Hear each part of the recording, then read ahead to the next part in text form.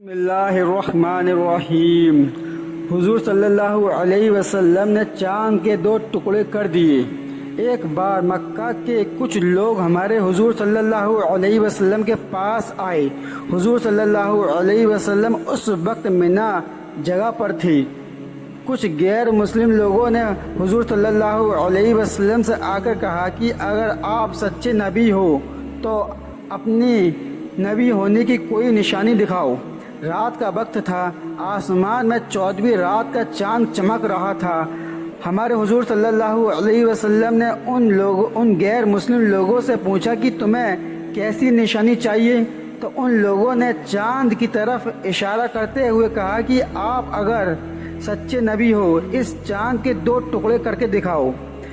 اگر آپ ایسا کر دو گے تو پھر ہم لوگ آپ کو اپنا نبی مان لیں گے۔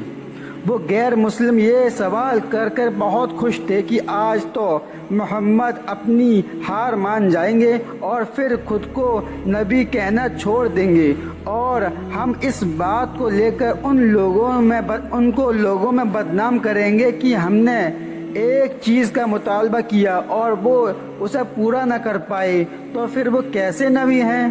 لیکن اسی وقت حضور صلی اللہ علیہ وسلم نے اللہ سے دعا کی، اے اللہ، یہ مکہ کے لوگ مجھ سے ایک چیز کا سوال کر رہے ہیں، وہ کام آپ کے لیے بہت آسان ہے۔ اللہ نے اسی وقت حضور صلی اللہ علیہ وسلم کی طرف ایک فرشتے کو بھیجا، کہا کہ اے میرے پیارے نبی، آپ چاند کی طرف اپنی انگلیوں سے اشارہ کریں اور پھر دیکھیں کہ کیسے اس چاند کے دو ٹکڑے ہوتے ہیں۔ حضور صلی اللہ علیہ وسلم نے چاند کی طرف اپنی انگلی سے اشارہ کیا تو اچانک چاند بیچ سے ٹوٹنے لگا، اور پھر دیکھتے ہی دیکھتے اس کے دو ٹکڑے ہو گئے۔ ایک ٹکڑا اتر کی طرف چلا گیا اور دوسرا دکشن کی طرف۔ یہ دیکھ مکہ کے لوگ کہنے لگے کہ محمد نے تو چاند پر بھی جادو کر دیا، اور وہ لوگ ایمان نہ لائے۔ لیکن ان میں سے کچھ لوگ یہ دیکھ کر اسی وقت مسلمان ہو گئے۔ اس وقت ہندوستان میں ایک راجا تھا جس کا نام مالیبار تھا۔ رات وہ راجا اپنے محل کی چھت پر ٹہل رہا تھا کہ تبھی اس کی نظر چاند کے دو ٹکڑوں پر پڑی، تو وہ حیران رہ گیا اور لوگوں سے معلوم کیا کہ ایسا کیوں ہوا تھا، تو کوئی اسے صحیح خبر نہ دے سکا۔